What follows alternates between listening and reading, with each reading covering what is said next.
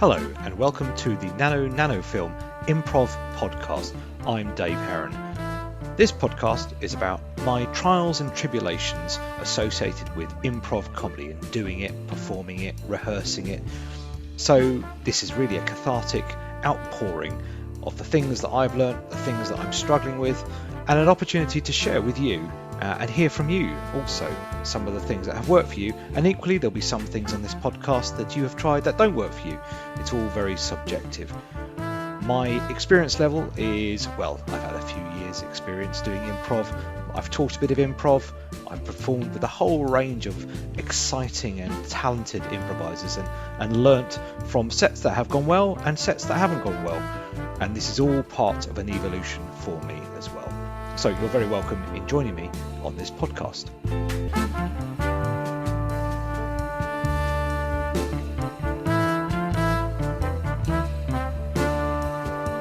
Today's podcast is really thinking about the everyday scene in narrative improv. It's been a challenge for me, this everyday scene, for a number of years now, thinking about it, but I think I'm finally beginning to understand how important it is and also how to do an improv scene. So what am I talking about? If you think about the standard teaching approach to narrative improv, you're thinking about once upon a time and every day until one day, and because of that until eventually and ever since then. And that's the template that's typically used with story narrative improv.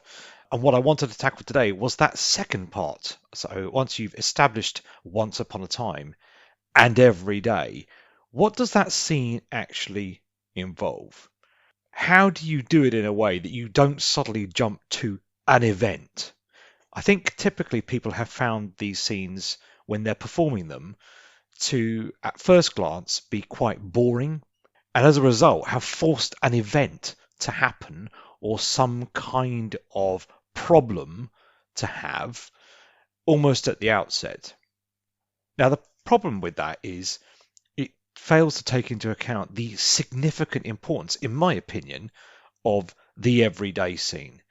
The everyday scene is your anchor point. It is the reference point for your audience to know this is what my character is used to, or my characters are used to, and have been used to for weeks, months, years. So it really sets the context and gets the buy-in of the audience right from the off. It's your reference point, as I said. And I think if your character or characters are about to go on a story arc, this part, this everyday scene, is crucial as a reference point so the audience understands the story that's about to evolve and how challenging that can be for your character. But I've really found this challenging in the past. I've been worried about the scene being very uninteresting, nothing happening, the audience being bored. And as a result of that, far too quickly and too many occasions, I've jumped to something must happen. Here's something interesting. It might be a bit of conflict quite early on. It might be a problem or something.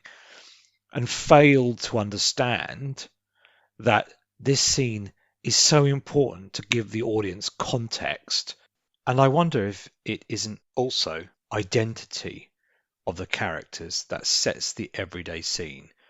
I think identity is so important to all of us in everyday life, knowing who we are, where we've come from, our ancestry, background, etc. And maybe that is what's so important about the everyday scene. It's not just context, but it's setting the identity of the characters and the identity associated with their relationship and background. And it doesn't need to be boring. Quite the opposite. For me, it's about having strong relationships at the start, a strong surrounding, a strong sense of context for which your character or characters base their everyday lives. So how do you do this in a way that isn't boring for the audience and helps to mitigate that sense of worry that I've always had about, well, nothing's happening here, Or something can happen here. It doesn't have to have an external event to make that interesting. And just thinking about that, there's probably 2 or 3 things that spring to mind that can make that interesting without some kind of problem or external conflict making that so. I think the first thing is having strong characterization. As we've probably talked about before on the podcasts, it's not about having standing talking heads.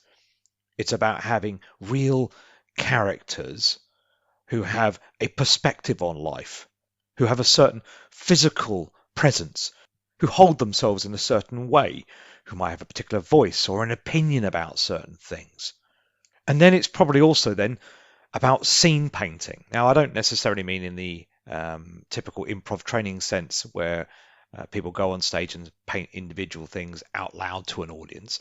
It could just be scene work. It could just be object work. It's painting the environment that your character is very, very much used to from a day-to-day routine perspective. So adding in bits and pieces like that, commenting on them, saying how important it is to the character, that sort of thing. And then it's probably, as I mentioned before, relationships. So almost certainly you'll be on stage with another character. So what is that relationship that you've had with that character every day? It's important, I think, to ensure that both characters have not just met each other for the first time in that scene, because that's not your everyday scene. That comes later on. It's important that the characters on stage know each other and know each other very, very well. They might love each other. They might absolutely loathe being around each other, but they're work colleagues, and so they have to work with each other. But it's those strong relationships that set the context and background for what the audience is about to see. I was on a training course with Hoopla. If you haven't done it, I recommend going on one of the Hoopla courses. They are fantastic, and there's such a range of improvisers who would go on these. So much to learn, and the teachers are fab as well. And this was probably about 18 months, 2 years ago. And we were working through how to make the everyday interesting. And one of the improvisers got up stage and said, as his character, "You know, we do this every day, and this is what we've done for years. This is what this family does." And in that moment, I thought that is how to set it out quite explicitly what the everyday is and how you should articulate that to the audience. Now, that was a very explicit articulation, and you don't always necessarily have to do that. But if you're thinking about how do I set out to the audience and to my other fellow improvisers that this is the everyday, one trick to do that, which I learnt from this session, was to have a character that says, "My grandmother did it before you, and her grandmother did it before her." It's that sort of thing that tees up that this is the way that things have always been done. This is the routine.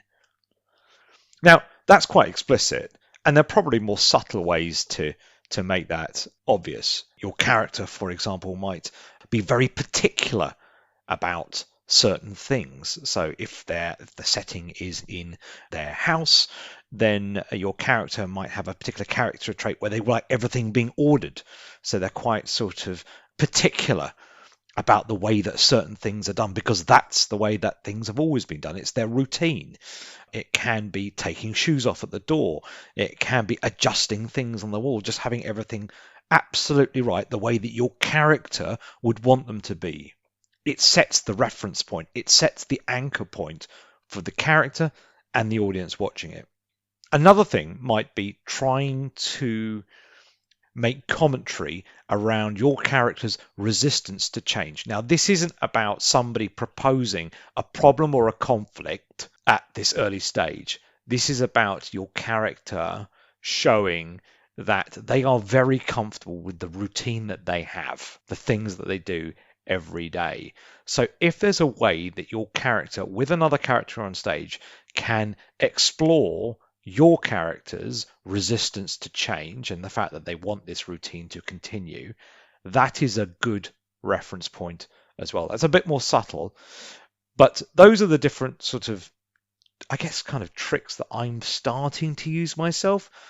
I started off with being quite explicit, as I said, with, and every day we've done this, and we've done this for centuries in this family, to becoming a little bit more sort of subtle with the character itself, particular character traits that make the character quite obsessed about their routine, showing resistance to certain small types of change.